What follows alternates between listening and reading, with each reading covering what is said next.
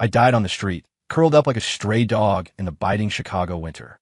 Meanwhile, my girlfriend was burning through my life savings, vacationing in Europe with her high school sweetheart.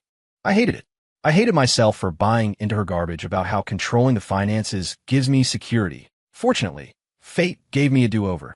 Babe, from now on, how about you hand your paycheck over to me? In the dim, ambient light of the high-end steakhouse, my girlfriend, Jessica Miller, looked at me with eyes full of expectant shimmer. It was the exact same scene from my past life. I offered a faint smile and placed a single quarter into her outstretched palm. Then, while she stared in confusion, I slowly pulled out the platinum debit card, the one holding $80,000, and right in front of everyone, snapped it in half. Here, I whispered, watching the color drain from her face. Severance pay. The sharp snap echoed. The restaurant fell into a dead silence. Jessica's hand froze in midair. Her face, carefully contoured and highlighted, shifted from anticipation to shock, and finally twisted into disbelief. Caleb, are you insane? She shrieked. Diners at nearby tables turned to stare. I ignored them, methodically dropping the 2 pieces of plastic into the ashtray. Staring at the broken shards, I felt a rush of euphoria I hadn't felt in years. In my last life, the 80 grand in that account became the capital for her and that freeloader, Ryan Brooks, to live like royalty. Meanwhile, I died freezing under an overpass on I-90. The phantom pain of that cold still lingered in my bones. I looked up at the woman I once treated like a prize. I'm not crazy. I pulled out a napkin and wiped my fingers. I just realized that my money is safer in my own pocket. Jessica's expression collapsed instantly. The tears came on command. She switched to victim mode in a split second. Caleb, what does that mean? You don't trust me. She pressed a hand to her chest, looking like she might faint. We're about to get married, and you're guarding against me? Did someone say something to you? You were never like this.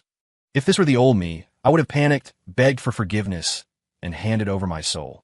But now, I just felt nauseous. A rolling, visceral disgust. Trust. I leaned back in a leather chair, staring her down coldly. Jessica, is your definition of trust taking my blood and sweat money to fill someone else's bottomless pit? Jessica's face went pale. Her eyes darted around, panicked. But she was a pro. Her psychological defense was strong. What are you talking about? I scrimp and save for our future. I don't even buy decent clothes for myself. And you think this of me? It's heartbreaking. She grabbed her water glass and slammed it down. Water splashed onto the white tablecloth. If you didn't want to give it, just say so. Why humiliate me like this? I'm calling off the wedding. This was her nuclear option. Before, whenever she threatened to break up, I was like a chicken with its neck caught. I'd surrender immediately. I looked at her calculating face and stood up. Okay, one word. It landed lightly, yet hit like a hammer. Jessica froze. She even forgot to keep crying. Her mouth hung open like a fish gasping for air. I pulled out my phone and tapped the bill on the table terminal. Dinner's on me. Consider it a breakup meal. Eat slowly, don't choke. With that, I turned and walked away. No hositashchen. Behind me, I heard Jessica's enraged scream and the sound of silverware clattering to the floor. I smirked coldly. Jessica, this is just the beginning. Every cent you swallowed, you're going to cough up with interest. Back at the apartment, I started packing. I leased this place. I paid the rent. But it was filled with Jessica's traces. The decor she bought for our home was mostly overpriced junk. The things of actual value had long been secretly sold off by her to buy designer gear for Ryan.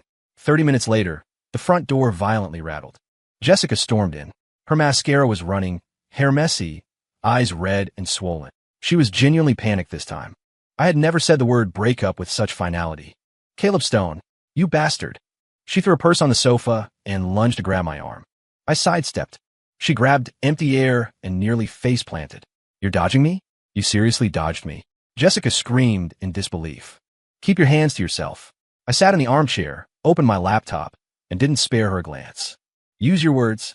Jessica bit her lip, big tears rolling down. Knowing aggression wouldn't work, she switched to softness. Caleb, I know I shouldn't have lost my temper, but I love you so much. I care about you. That's why I wanted to manage the finances. I just wanted to buy us a house sooner. How can you throw me away over something so small? Are we going to ruin 3 years of a relationship over a bank card? She wept beautifully, looking fragile and pitiful. She had mastered the art of emotional blackmail. If it were the past, I would have melted. But now, I only saw a viper bearing its fangs. 3 years of a relationship? I stopped typing and looked up.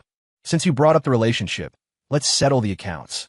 Last month, you took 3 grand from me, claiming it was to buy your mom a therapeutic adjustable bed. Jessica's eyes flickered. She couldn't meet my gaze. Why, yeah, I bought it. Mom loves it. Receipt. I extended my hand.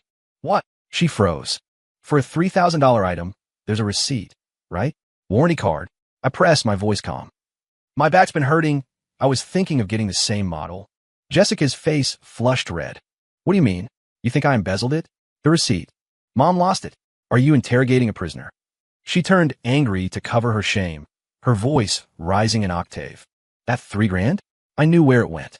That day, Ryan had posted a picture of limited edition sneakers on Instagram with the caption, "Some people just get me."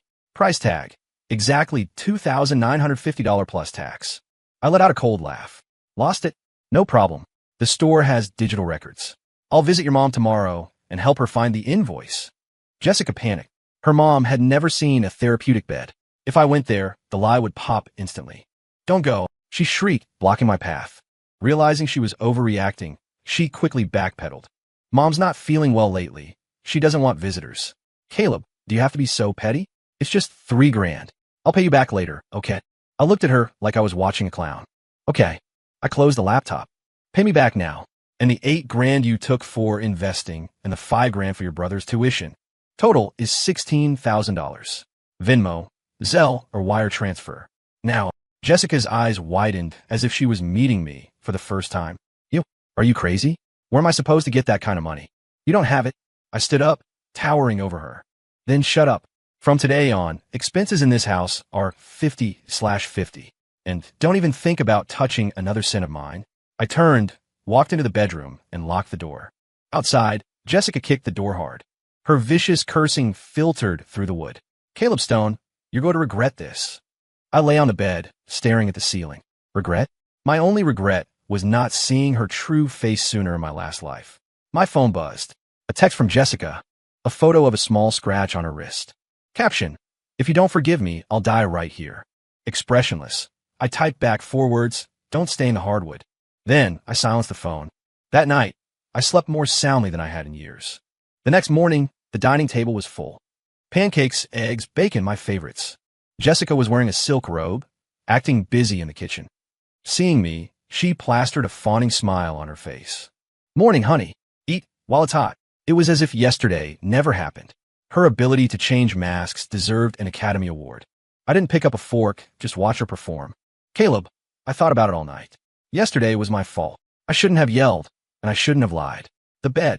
I actually broke it by accident and was too scared to tell you. But I swear, the money was spent on the family. She bent down, deliberately brushing against my arm. Her warm breath hit my ear. Don't be mad, okay? Tonight, I'll wear that outfit you bought me. Her voice was sugary, dripping with suggestion. In my past life, for this level of affection, I would have plucked the stars from the sky for her. But now all I smelled was her nauseating perfume, the exact same cheap car air freshener scent from Ryan's car. No need. I pushed her hand away. I'm not hungry. Jessica's smile froze, a glint of resentment flashing in her eyes before she hit it. Caleb, actually, she stammered, looking hesitant. Here it comes. I smiled internally. This was the main event. What? I asked, feigning casual interest. Jessica gritted her teeth, her eyes instantly rimming with red. My cousin. You know, my cousin on my dad's side? He started a business with some partners and got scammed. Now they're suing him. If he doesn't pay up, he's going to jail. She grabbed my sleeve, tears flowing on cue. Caleb, please save him. It's just $15,000. 15 grand to save a life. I know you don't trust me right now, but this is literally life and death. All right, you and I owe you. I'll work like a dog to pay you back. I remembered this script. In my previous life, it was the exact same excuse. I transferred the 15 grand without a second thought. The result? That money became the down payment for Ryan's new motorcycle. That night, they rode to the lakefront to watch the stars while I pulled an all-nighter at the office to cover the hole in my savings. Looking at her tear-streaked face, the hatred in my heart grew like wild weeds. But I held back. Exposing her now would be letting her off too easy. I wanted her to climb higher, so she would fall harder. 15 grand. I frowned, pretending to hesitate. That's not a small amount. Seeing me waver, Jessica's eyes lit up. I know. I really know. But they need it today. Caleb, you're the most capable man I know. You surely have a way, right? He's my flesh and blood. I paused for a moment, then sighed. All right, Jessica was ecstatic, nearly jumping up. I knew you were the best. Caleb, I love you. She pulled out her phone, opening her banking app. Send it to me. I'll forward it to him right now. I put a hand over hers. Hold on. Her smile stiffened. What is it? I looked her in the eyes and spoke slowly. 15,000 isn't grocery money. I want to meet this cousin. I'll give him the cashier's check personally, and we're signing a formal loan agreement. Jessica's face changed dramatically. No, that's not necessary, right? He's hiding from debt collectors. He's scared to see people. And we're family. Signing a contract hurts the relationship. I smiled, but the smile didn't reach my eyes. Jess, you said it yourself. It's life-saving money. If it's to save a life, what's so hard about meeting up? Unless. I narrow my eyes, leaning in. There is no cousin. Jessica took a step back, intimidated by my gaze. Sweat broke out on her forehead. There is. Of course there is. Great. I grabbed my jacket and headed for the door. Tonight, 7:00 p.m. The Italian place downtown. Bring your cousin. Bring the IOU. If he doesn't show, the deal is off. At the door, I glanced back. Remember, I won't wait past 7. The moment the door clicked shut, I heard something shatter inside. Good.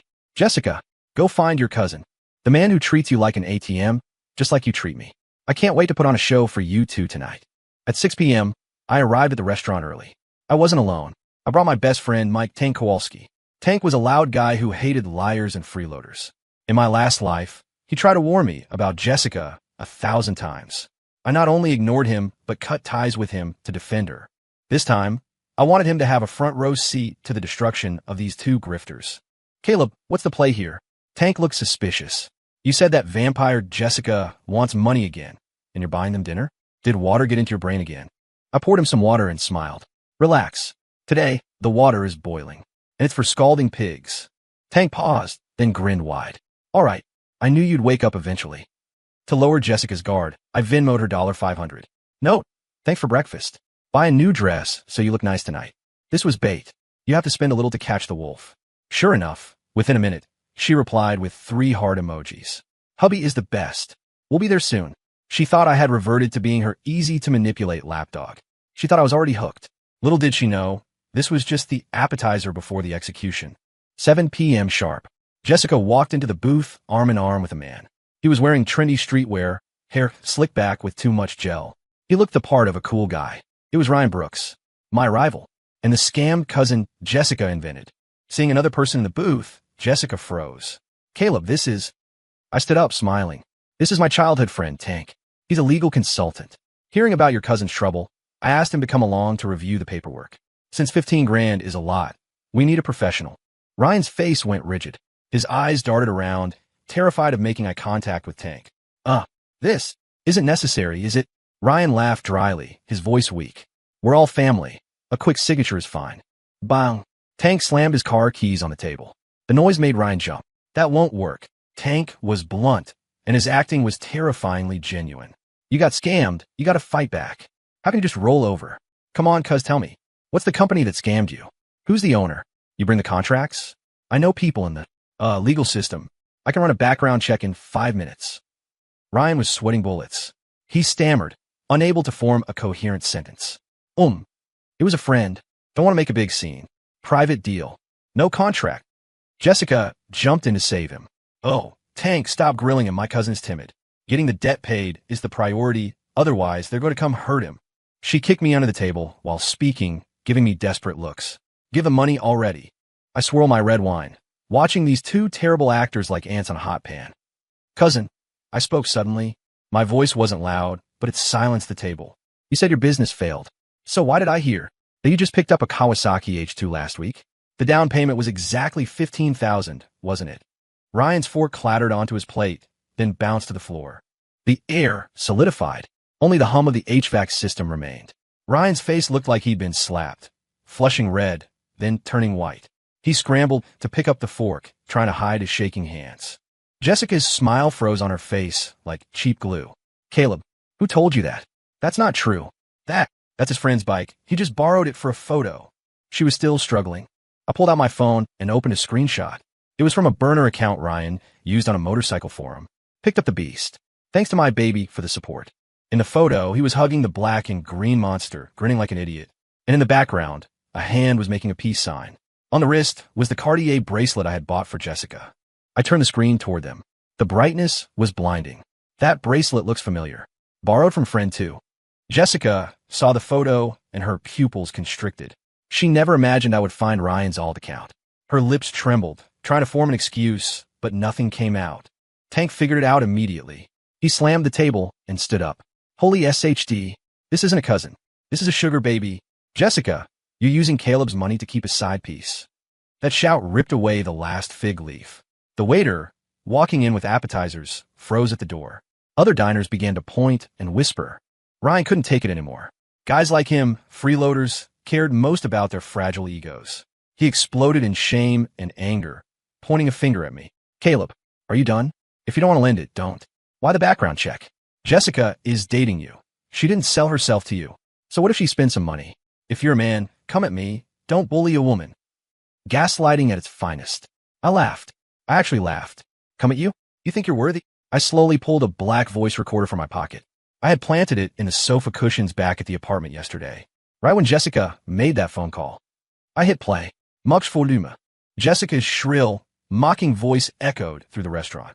That idiot Caleb, he believes whatever I say. I just have to cry a little, and he softens up. Scamming him for this 15 grand, plus the earlier stuff, is enough for our trip to the Maldives. Once I've drained him dry, I'll dump him and marry you. Then came Ryan's sleazy laughter. My baby is so smart, playing like a fiddle. The recording ended. The booth was dead silent. Jessica looked like a corpse, slumping into her chair. Ryan clenched his fists, veins bulging in his neck. Tank stared in disbelief, then spat on the floor. Disgusting. More disgusting than eating a fly. I pocketed the recorder and opened the calculator app on my phone. My tone was calm, like I was giving a quarterly business review. Jessica Miller. Ryan Brooks. Since the cards are on the table, let's tally the final ledger. Over the last year, excluding daily meals. Venmo transfers, 158 transactions. Credit card payoffs, 12 times. Luxury bags, cosmetics, electronics, 23 items. Plus the fake parents' medical bills, brother's tuition, and investments. Total, $34,750. My fingers tapped the screen rapidly. I held up the phone, showing the final figure. Let's round it down. $34,000. You have 1 week. Pay it back. Otherwise, I pointed at the recorder. Tank, remind them. What's the sentence for felony fraud? Tank grinned, showing his teeth like a shark. For that amount, Class 3 felony. 2 to 5 years. The food in prison is free, but you'll be sewing mailbags until your fingers bleed. Jessica finally broke. She lunged across the table to grab my phone. Caleb, you can't do this. I love you. Those were just angry words. Delete the recording. Please. I sidestepped effortlessly. She crashed onto the floor, pathetic and broken. I didn't even look down. Tank, let's go. This place is dirty. I lost my appetite. Stepping out of the restaurant, the night wind hit my face. It was cold but refreshing.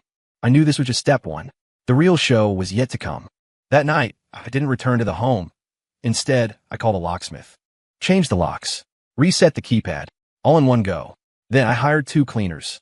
Wearing masks and gloves, they treated Jessica's belongings like hazardous waste. Clothes, shoes, makeup, those cheap stuffed animals. Everything went in giant black contractor bags. 8 bags in total. All dumped in a hallway outside the apartment door. Done. I texted Jessica. Your stuff is in the hall.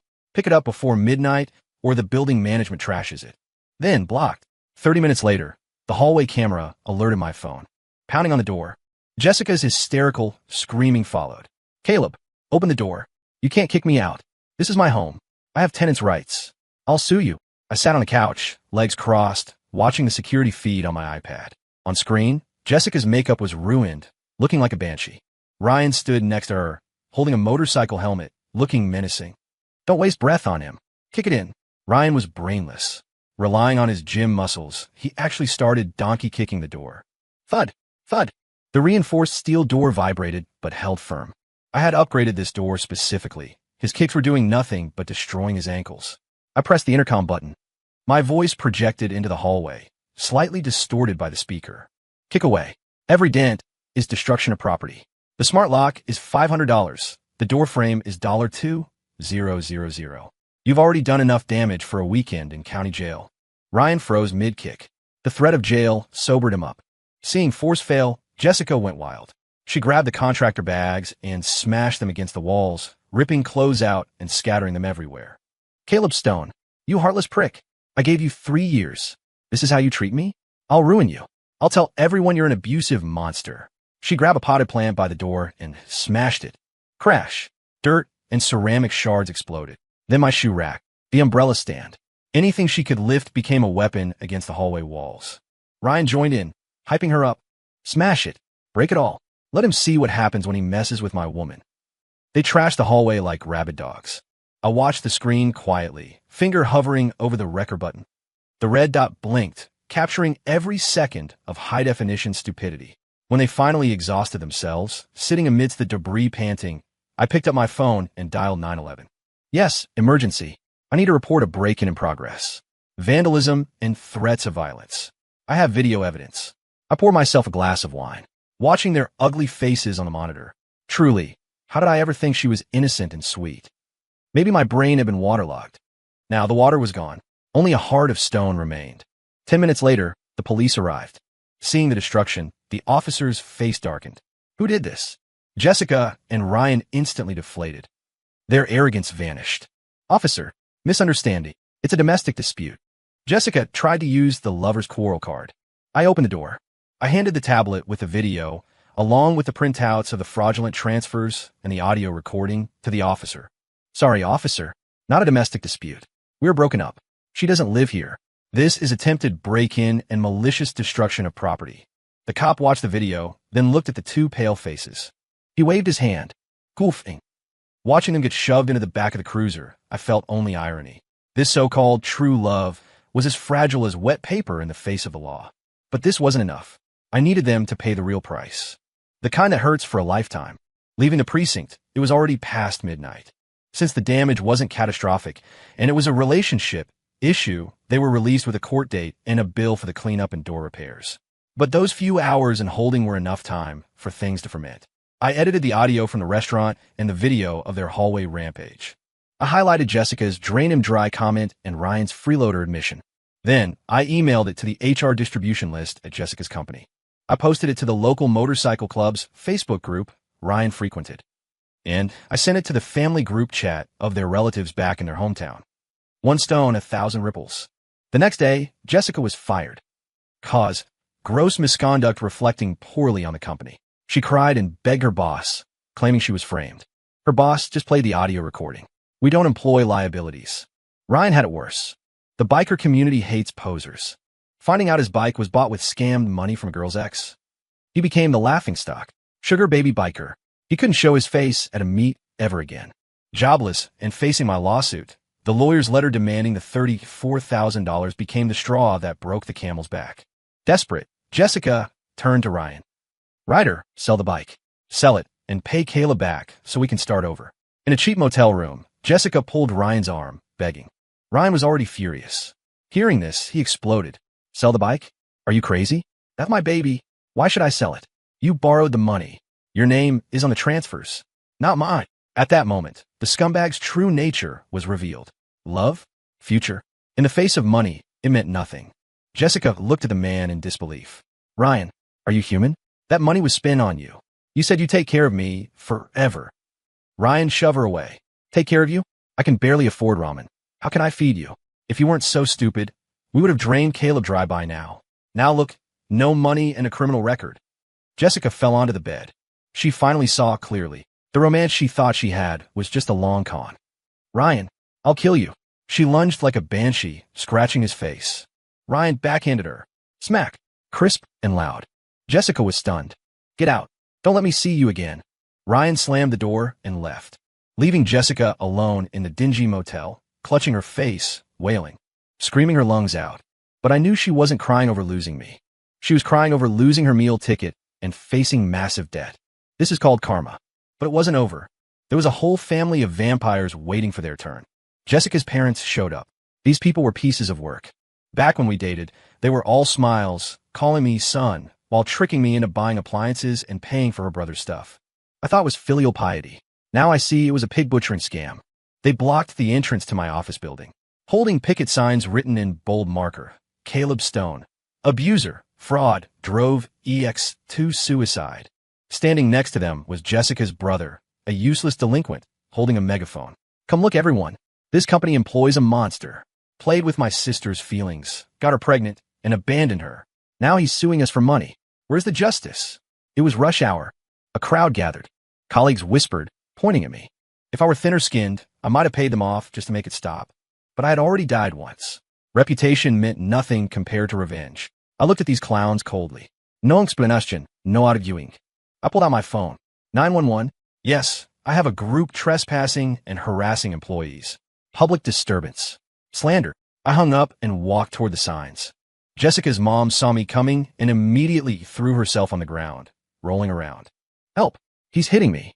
This murderer is beating an old woman. The acting was so bad it was nauseating. I ignored her. I turned to the crowd and held up my phone, connecting it to the large Bluetooth speaker in the lobby reception area. Everyone, since you're all watching, let's look at the facts. I played the recording. Then, I cast the itemized spreadsheet of the $34,000 theft onto the lobby's digital display screen. Every line item was shocking. Brother's iPhone, $1, 200. Mom's gold necklace, $2, 000. Dad's medical bill, fake $3, 000. The murmurs in the crowd shifted. From blaming me, they turned to shock and disgust. Holy crap, that's not dating. That's a charity program. That family is a bunch of parasites. They spent his money, and now they're framing him? Shameless. Jessica's brother saw the tide, turning, and charged at me to grab the phone. Shut your mouth. Turn it off. I was ready. As he lunged, I sidestepped and stuck out a foot. Thud! He face-planted, landing directly on top of his mother. Ow! My back! The old woman shrieked like a banshee. Sirens wailed. Police pushed through the crowd. Seeing the chaos, the officer frowned. You again. He recognized the family name from the previous report. Disturbing the peace, harassment. Let's go. Watching the family get shoved into the squad car, I mouthed one word at them. Deserved. This family wasn't just going to pay money. They were going to spend a few nights in holding. Now, the whole world knew what they were. Social death is sometimes worse than physical death. I won a lawsuit easily. The evidence was ironclad. Jessica's family couldn't afford a lawyer and had to accept the judgment. Garnishment orders were issued. Jessica's accounts were frozen. Her brother's motorcycle was seized and auctioned. Even her mom's gold necklace was repossessed. But it wasn't enough to cover the debt. Jessica's credit score was obliterated. She couldn't rent an apartment, couldn't get a loan, couldn't even get a decent cell phone plan. In her hometown, word spread. Everyone knew the Miller family produced a scammer daughter. No one would hire them. To escape the debt and the gossip, Jessica fled to another city. With no degree, no skills, and a ruined background check, she ended up working at a dive bar as a bottle service girl. Serving drinks, tolerating groping hands. The kind of job she used to look down on with sneering disdain was now her only lifeline. A friend of mine spotted her on a business trip and sent a photo. In it, Jessica was on her knees wiping up a spilled drink, a humble, fake smile plastered on her face. The goddess, who once said, I deserve only the best, was now in the dirt. My friend texted, does seeing this make you feel better? I looked at the photo. I felt nothing. No joy, just boredom. It is what it is, I replied. As for Ryan, he fared worse. Because of the 15 grand he owed me, plus high-interest loans he took from loan sharks, the collectors found him. In a dark alley, they broke his legs, the legs he was so proud of. He was now walking with a permanent limp. Forget riding motorcycles. Walking was a struggle. His brothers abandoned him. I heard he was now working night shift at a shady internet cafe, living on instant noodles in a cloud of smoke. Maybe in his dreams, he remembered riding that Kawasaki, feeling like a king. That was the peak of his life and the beginning of his fall. Karma is real. Months later, on a rainy late autumn night, I worked late. As I exited the office building, a thin figure huddled behind a pillar, soaking wet and shivering. Seeing me, the figure rushed out. Thud! She knelt in the puddles, hugging my legs. Caleb, I was wrong. Please forgive me. It was Jessica. In just a few months, she looked 10 years older. Her skin was rough, cheeks gone. The glamour was gone. She smelled like mildew. Caleb, I learned my lesson. It's so hard out there. Those other men are trash. Only you were good to me. Let's start over, okay? I don't want money anymore. I won't buy bags. I'll cook, I'll clean, I'll give you a family. Please take me home. She cried, snot and tears mixing on her face, looking up with desperate eyes. A drowning woman clutching at a straw. I looked down at her. No pity. Just absurdity. In my last life, I knelt like this, begging her not to leave, begging for my life savings back. What did she say then? Caleb, you look ugly right now. Like a dog. Now, the roles were reversed. Jessica, my voice was calm. Some things once broken stay broken. Like that bank card. You can't tape it back together. I bent down and peeled her fingers off my pant leg one by one. I brushed off the fabric with disgust. Besides, I have high standards for hygiene. I don't recycle trash. Jessica froze. The light in her eyes died. Just then, a clear umbrella appeared over my head. Caleb, what took you so long? A bright, cheerful voice rang out. It was my new colleague, Lily. Independent, sunny kind. She linked her arm through mine, looking curiously at the woman on the ground. Who is this? Jessica looked like she'd been struck by lightning. She stared at Lily's young, vibrant face. That was the youth and happiness she had thrown away. Shame made her want to crawl into a hole. I smiled faintly, pulling Lily closer. No one, just a beggar. With that, I walked with Lily into the rain, leaving Jessica behind. I didn't look back. Behind me, Jessica's wails were drowned out by the cold Chicago rain. I heard later that Jessica had a breakdown. A real one. She started attacking men in luxury cars on the street, screaming, "Hubby!" She got arrested, then committed. Her parents eventually dragged her back to their small town, locking her in a room. The girl who desperately wanted high society rotted away in the place she tried so hard to escape. And Ryan, he got caught stealing to pay debts. Grand larceny. 5 years. By the time he gets out, the world will have left him behind. When I heard this news, I was watering plants on the balcony of my new condo. I bought myself, only my name on the deed. The sun was warm. Lily was humming in the kitchen, the smell of pot roast filling the air. This was life. Real, warm, solid. I put down the watering can, looking at the city skyline.